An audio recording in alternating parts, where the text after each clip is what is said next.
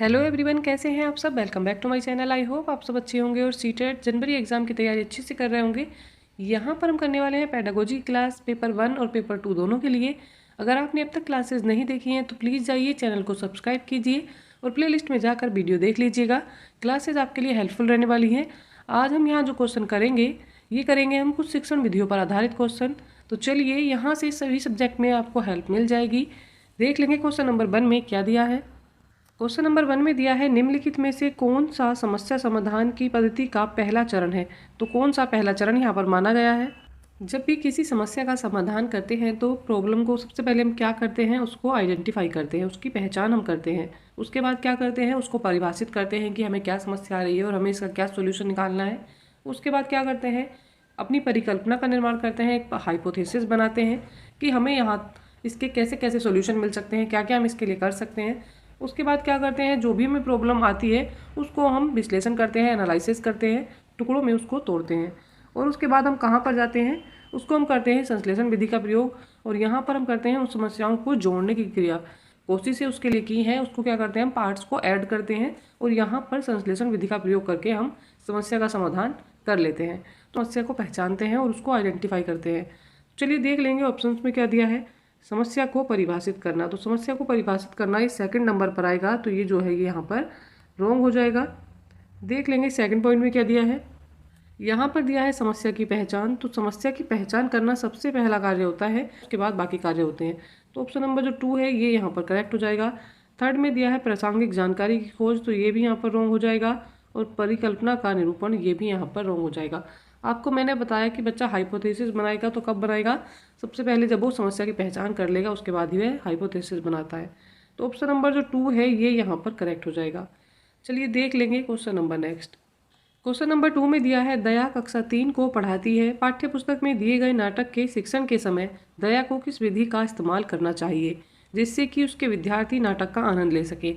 क्या कर रही है टीचर, कक्षा में एक नाटक पढ़ा रही है और उसका शिक्षण करते समय उसको कौन सी विधि अपनानी है ये यहाँ पर पूछा जा रहा है। तो किस विधि का प्रयोग यहाँ पर सबसे ज़्यादा सही रहेगा, इंटरेस्ट लेकर उसको सुन सके।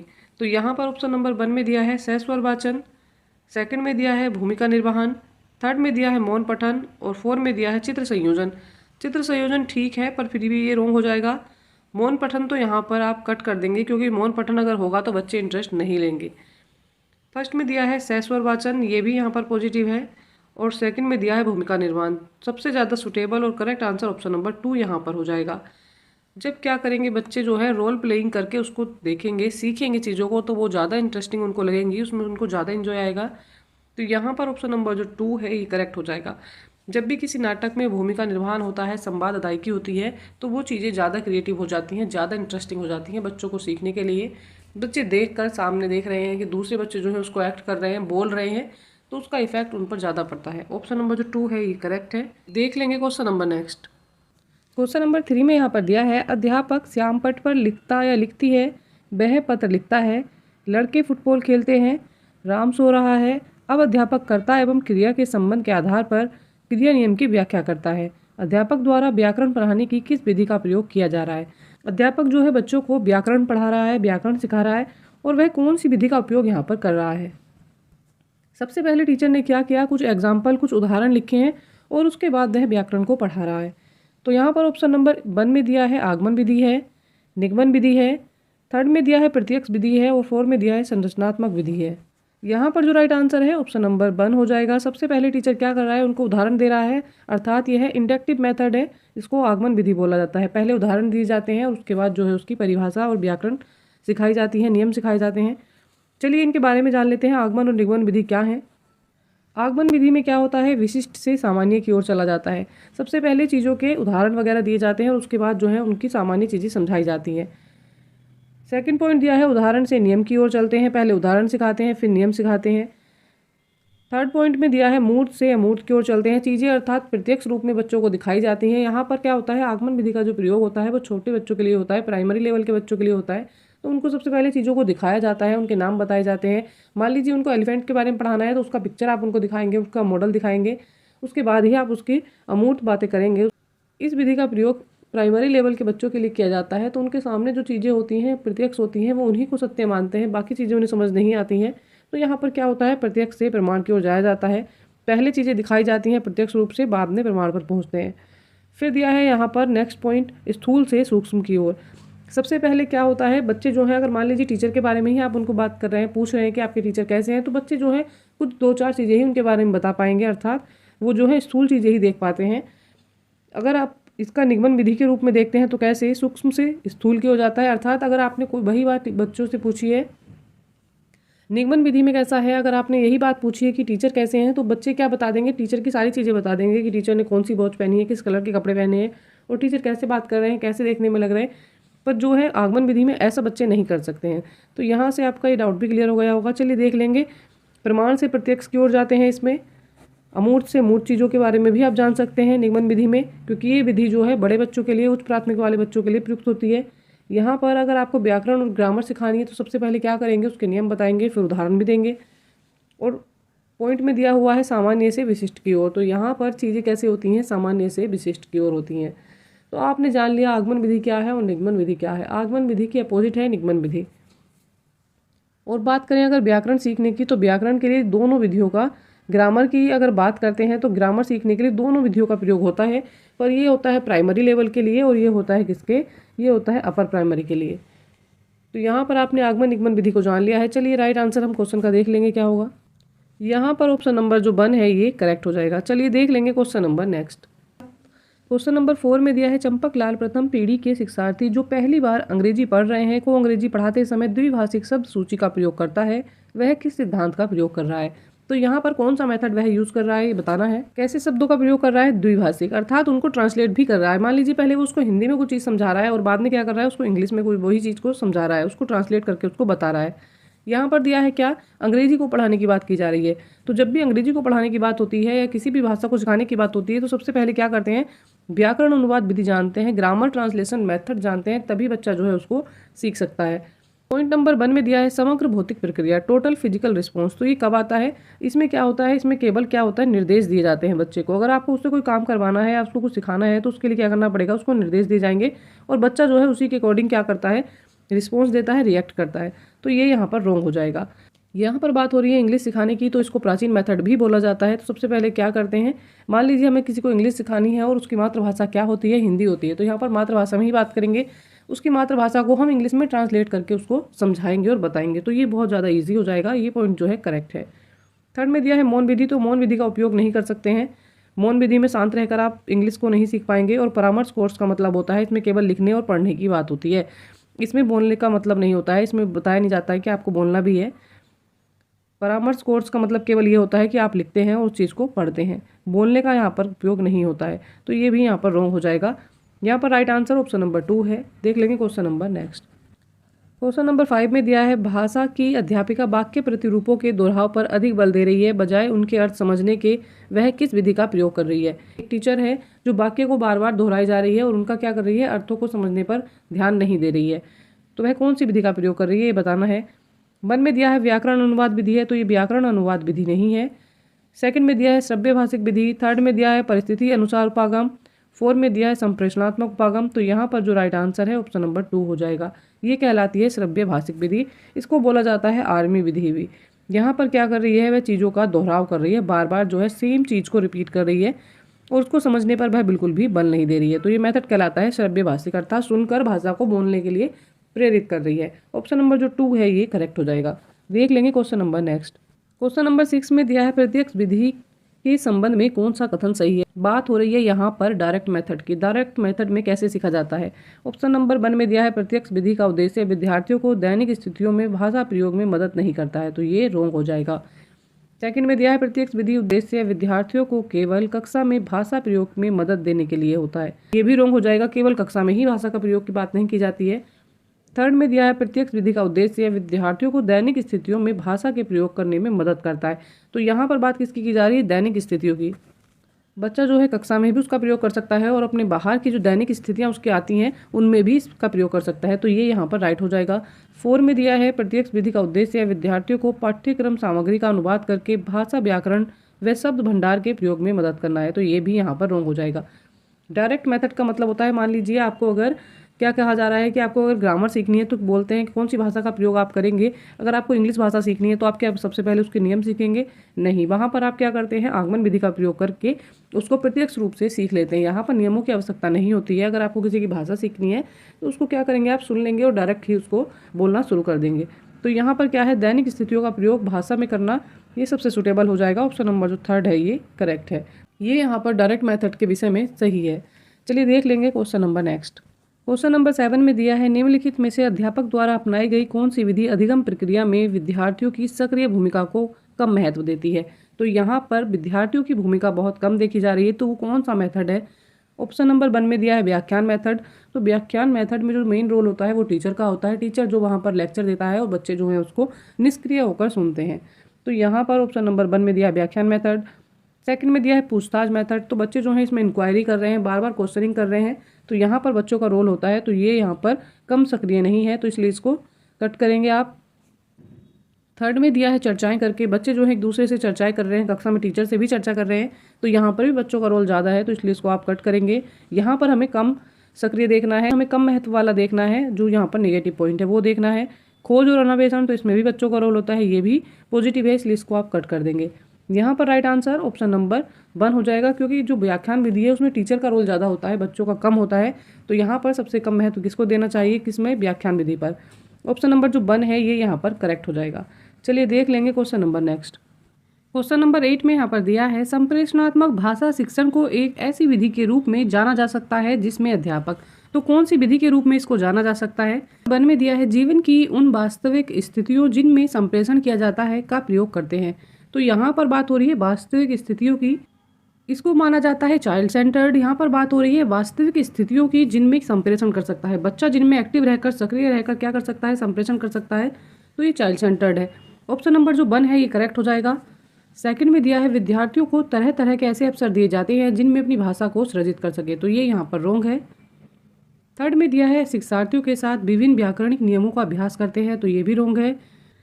ऑप्शन नंबर 4 में दिया है, मातृभाषा में पाठ्य सामग्री देते हैं और उसे लक्ष्य भाषा में अनुदित करने के लिए कहते हैं, तो ये भी यहाँ पर रॉन्ग हो जाएगा। यहाँ पर वास्तविक जीवन से जुड़ी स्थितियों में संप्रेषण का प्रयोग करता है, तो ये यहाँ पर सबसे सुटेबल और करेक्ट आंसर हो जाएगा। चलिए देख लेंगे question number next. Question number 9 में दिया है, संश्लेषित विधि में हम अग्रसर होते हैं, तो संश्लेषित विधि में हम किस की ओर अग्रसर होते हैं ये बताना है। ऑप्शन नंबर 1 में दिया है, ज्ञात से अज्ञात की ओर। सेकंड में दिया है, अज्ञात से ज्ञात की ओर। थर्ड में दिया है, कठिन से सरल की ओर। और 4 में दिया है, उदाहरण से नियम की ओर। यहाँ पर जो राइट आंसर है ऑप्शन नंबर 1 हो जाएगा, ज्ञात से अज्ञात की ओर हम संश्लेषित विधि में आगे बढ़ते हैं। तो राइट आंसर है ऑप्शन नंबर 1, ज्ञात से अज्ञात की ओर। चलिए देख लेंगे क्वेश्चन नंबर 10। क्वेश्चन नंबर 10 में दिया है, अनुकरण विधि का प्रयोग करने से संबंधित कौन सा क्रम सही है? किसकी बात हो रही है? अनुकरण विधि की। तो अनुकरण विधि में सबसे पहले क्या करते हैं, यहाँ पर क्या होता है, सबसे पहले चीज़ों को देखा जाता है, प्रत्यक्ष रूप से उनको देखते हैं, उनका ज्ञान करते हैं, उसके बाद उनकी कॉपी करना शुरू करते हैं, फिर क्या करते हैं, प्रतिपुष्टि करते हैं, और उसके बाद क्या करते हैं, ड्रिल करते हैं, उसका अभ्यास करना शुरू कर देते हैं। तो यहाँ पर जो राइट आंसर है ऑप्शन नंबर 1 हो जाएगा। प्रत्यक्ष बोध होता है, अनुकरण किया जाता है, प्रतिपुष्टि दी जाती है, और उसके बाद क्या होता है, ड्रिल किया जाता है, अर्थात अभ्यास किया जाता है, उसका बार बार अभ्यास या वेधन यहाँ पर आप इसको बोल सकते हैं। तो यहाँ पर राइट आंसर क्या हो जाएगा, इसके अकॉर्डिंग ऑप्शन नंबर जो 1 है ये यहाँ पर करेक्ट हो जाएगा। बाकी के जो ऑप्शन है इनको आप कट कर देंगे। तो अनुकरण विधि क्या है, किसी को प्रत्यक्ष रूप से देखना, उसकी कॉपी करना, उस पर अपने विचार व्यक्त करना, प्रतिपुष्टि देना, और बाद में उसका क्या, अभ्यास करना। चलिए देख लेंगे question number next. Question number next में दिया है, रमा अपने विद्यार्थियों को बीजों के अंकुरण के पाठ के शिक्षण की योजना बनाती है। वह विभिन्न बीजों को छूकर अपने बच्चों से उन्हें महसूस कराती है तथा बीजों को पहचानने और उनका नाम बताने के लिए कहती है। वह शिक्षण विधि की कौन सी विधि का प्रयोग कर रही है? वह शिक्षण की कौन सी विधि का प्रयोग कर रही है ये बताना है। 1 में दिया है समस्या समाधान, सेकंड में दिया है सहयोगात्मक अधिगम, थर्ड में दिया है प्रदर्शन, और 4 में दिया है व्याख्यान विधि। तो यहाँ पर जो राइट आंसर है ऑप्शन नंबर 3 हो जाएगा। इसको प्रदर्शन विधि बोला जाता है, डेमोन्स्ट्रेशन मेथड इसको बोला जाता है। वह क्या कर रही है, चीजों को प्रत्यक्ष रूप से बच्चों को दिखा रही है, उनको महसूस करा रही है कि कुछ बीज हैं, इनमें देखिए कौन कौन से बीज हैं, इनको पहचानिए, महसूस करिए और इनके तब नाम बताइए। बच्चे जो है सामने से देखकर चीजों को बता रहे हैं। तो यहाँ पर राइट आंसर ऑप्शन नंबर 3 हो जाएगा, डेमोन्स्ट्रेशन मेथड इसको बोला जाता है। देख लेंगे question number next. Question number 12 में दिया है, कक्षा 1 के बच्चों को गिनती और अंक की अवधारणा के शिक्षण हेतु निम्नलिखित में से कौन सा खेल विधि का एक उदाहरण है? तो कौन सी खेल विधि के द्वारा बच्चों को यहाँ पर सिखाया जा रहा है? बात हो रही है प्राइमरी लेवल की, कक्षा 1 की बात की जा रही है। शिक्षक शिक्षिका बच्चों को क्या कर रहे हैं, खेल के मैदान में ले जाकर उन्हें गिनती का पाठ करवा रहे हैं। सेकंड में दिया है बच्चों को कुछ भी खेलने की अनुमति दें क्योंकि यह उनके अंकों का ज्ञान और गणन कौशल को बढ़ावा दे सकता है, तो ये यहाँ पर रोंग हो जाएगा। ऑप्शन नंबर 1 भी रोंग है। थर्ड में दिया है शिक्षक शिक्षिका मूर्त वस्तुओं जैसे पत्थर के टुकड़े, टोकन, मोती आदि का उपयोग करके बच्चों को निर्देशानुसार इन वस्तुओं से खेलने की अनुमति दे सकती है। 4 में दिया है शिक्षक शिक्षिका अंक चार्ट का उपयोग कर और संकेत, पॉइंटर आदि का उपयोग करते हुए कक्षा में बैठे सभी बच्चों को दिखा सकती है और उससे गिनतियों को सिखा सकती है। यहाँ पर बात किसकी हो रही है, यहाँ पर बात हो रही है खेल विधि की। तो खेल विधि में बच्चे क्या करेंगे, जैसे पत्थर के कुछ टुकड़े ले लिए हैं, 2 कलर के मोतियों की माला है, तो टीचर क्या बोल सकती है कि आप पिंक कलर के मोतियों को काउंट करके अलग बॉक्स में रखिए और जो ब्लू कलर के हैं उनको अलग बॉक्स में रखिए। तो इस तरह से बच्चे गिनती सीख सकते हैं और पत्थर के जो टुकड़े हैं उनको भी एक लाइन में जमा सकती हैं, बोल सकती हैं कि 10 पत्थर के टुकड़ों को एक लाइन में रखिए, तो बच्चे उनके द्वारा भी काउंटिंग सीख सकते हैं। तो यहाँ पर सबसे सुटेबल और राइट आंसर ऑप्शन नंबर 3 हो जाएगा। चलिए देख लेंगे question number next. Question number 13 में दिया है कक्षा में मातृभाषा की मदद से द्वितीय भाषा का शिक्षण किस विधि के चारित्रिक विशेषता है, तो किस विधि की चारित्रिक विशेषता कहलाती है। यहाँ पर निर्देश नहीं दिए जा रहे हैं, प्रत्यक्ष की बात नहीं हो रही है, व्याकरण अनुवाद नहीं है और ना ही कला समावेशित अधिगम है। यहाँ पर राइट आंसर इसको बोला जाता है क्या, द्विभाषिक बाइलिंगुअल इसको बोला जाता है। अगर मातृभाषा की मदद से मान लीजिए आपने इंग्लिश सीख ली तो आपके पास फिर कितनी भाषा हो गई हैं, एक तो मातृभाषा आपके आती है आपको और दूसरा क्या है, आपने इंग्लिश भाषा भी सीख ली है। तो यहाँ पर आपको बोला जाएगा कि आप बाइलिंगुअल मेथड का यूज़ करते हैं, आप 2 भाषाओं को जानते हैं। तो जब 2 भाषाओं को जानते हैं तो वहाँ पर बाइलिंगुअल होता है, अर्थात द्विभाषिक होता है। ऑप्शन नंबर जो 2 है ये करेक्ट हो जाएगा। देख लेंगे क्वेश्चन नंबर नेक्स्ट। यहाँ पर क्वेश्चन नंबर 14 में बोला जा रहा है सुधा अपनी कक्षा में पाठ्य सामग्री में आई व्याकरण और शब्द संपदा की व्याख्या करने के लिए विद्यार्थियों के घर की भाषा या मुख्य भाषा का प्रयोग करती है। बात हो रही है घर की भाषा की, तो यहाँ पर हो जाएगा क्या, ये मातृभाषा है। बाद में वह उन्हें उनका अनुवाद करने में मदद करती है। सुधा अपने विद्यार्थियों को अंग्रेजी सिखाने में किस विधि का अनुसरण कर रही है, तो वह कौन सी विधि का यूज यहाँ पर कर रही है। ऑप्शन नंबर 1 में दिया है संरचनात्मक विधि है, संप्रेषणात्मक भाषा शिक्षण है या व्याकरण अनुवाद विधि है या ये प्रत्यक्ष विधि है। तो यहाँ पर राइट आंसर, सबसे सुटेबल आंसर जो है ऑप्शन नंबर 3 हो जाएगा। इसको व्याकरण अनुवाद विधि बोला जाता है। जब भी आप व्याकरण सीखते हैं या ग्रामर सीखते हैं तब क्या होता है, वहाँ पर आप किसका प्रयोग करते हैं, वहाँ पर आप मातृभाषा का प्रयोग करते हैं। मातृभाषा के माध्यम से जो है यहाँ पर इसको क्या बोला जाता है, यहाँ पर ग्रामर ट्रांसलेशन विधि का उपयोग करके इजीली दूसरी भाषा को सीखा जा सकता है। तो यहाँ पर किसकी बात हो रही है, व्याकरण की हो रही है। तो यहाँ पर मातृभाषा करेक्ट हो जाएगा जो क्वेश्चन में दिया हुआ है। इसी के अकॉर्डिंग ऑप्शन नंबर जो 3 है ये करेक्ट हो जाएगा। इसको क्या बोला जाएगा, इसको ग्रामर ट्रांसलेशन मेथड बोला जाता है जो मातृभाषा के माध्यम से सीखा जाता है। देख लेंगे question number next. Question number 15 में दिया है अपने विद्यार्थियों में अग्रिम श्रेणी की समस्या समाधान कौशलों के विकास हेतु एक अध्यापक को उन्हें रिक्त स्थान के इस्तेमाल हेतु प्रोत्साहित करना चाहिए। तो समस्या समाधान बच्चे को करना है तो टीचर को कौन से कौशल के लिए उन्हें प्रोत्साहित करना चाहिए। ऑप्शन नंबर 1 में दिया है अनुक्रिया समुच्चय देना चाहिए, तो अनुक्रिया समुच्चय सेट की बात यहाँ पर रॉन्ग हो जाएगी। ऑप्शन नंबर 2 में दिया है प्रयत्न त्रुटि विधि दी हुई है। थर्ड में दिया है अनुरूपक चिंतन और 4 में दिया है कंठस्थीकरण। बाकी के ऑप्शन रॉन्ग है, कट कर देंगे। राइट आंसर यहाँ पर ऑप्शन नंबर 2 हो जाएगा। इसको बोला जाता है प्रयत्न त्रुटि विधि, हिट एंड ट्रायल मेथड इसको बोला जाता है। इसमें बच्चा क्या करता है, जब तक समस्या का समाधान नहीं मिल जाता क्या करता रहता है, जैसे गलतियां होती रहती हैं उनको बार बार सही करता रहता है और समाधान को खोजता रहता है। बार बार प्रयत्न करने से, अपनी गलतियों को सुधारने से जो है वो अपने समस्या का समाधान कर सकता है। ऑप्शन नंबर जो 2 है ये करेक्ट हो जाएगा। देख लेंगे question number next. Question number 16 में यहाँ पर दिया है यह किस आधार पर कहा जाता है कि अध्यापक को जहाँ तक संभव हो चुप रहना चाहिए और शिक्षार्थियों को जहां तक संभव हो भाषा प्रयोग बोलने के अधिक से अधिक अवसर देने चाहिए। तो ये किस मेथड पर आधारित होता है ये बताना है। ऑप्शन नंबर 1 में दिया है परामर्श कोर्स, तो इसमें निर्देश दिए जाते हैं तो इसमें बोलने की आवश्यकता होती है और यहाँ पर बात की जा रही है चुप रहने की। सेकंड में दिया है समग्र भौतिक प्रक्रिया, तो यहाँ पर भी क्या होता है, बच्चे जो हैं टीचर के निर्देशानुसार उसके कहे अनुसार क्या करते हैं, टीचर उनसे कोई क्वेश्चन करती है, कोई निर्देश देती है और उसके अकॉर्डिंग बच्चे जो हैं भौतिक रिस्पॉन्स देते हैं अर्थात फिजिकल रिस्पॉन्स करते हैं। तो ये भी यहाँ पर रॉन्ग हो जाएगा। थर्ड में दिया है मौन विधि, तो मौन विधि में क्या होता है, शांत होकर या चुप रहकर जो कार्य किए जाते हैं वो मौन विधि के अंतर्गत आते हैं। 4 में दिया है समग्र भाषा, समग्र भाषा में बोलने की आवश्यकता होती है तो ये रॉन्ग हो जाएगा। यहाँ पर राइट आंसर ऑप्शन नंबर 3 हो जाएगा। इसको मौन विधि बोला जाता है। जब आप क्या करते हैं, किसी भी भाषा को सीखने के लिए बच्चे को क्या करते हैं, अधिक से अधिक अवसर उपलब्ध करा रहे हों और टीचर आप अगर हैं और आप शांत हैं कक्षा में, तब आप जो विधि का उपयोग कर रहे हैं वो कहलाती है मौन विधि। यहाँ पर थर्ड ऑप्शन करेक्ट हो जाएगा।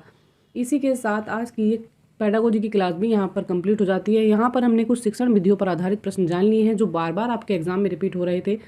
आई होप क्लास आपके लिए हेल्पफुल रहने वाली है। अच्छी तैयारी के लिए साथ में बने रहिएगा।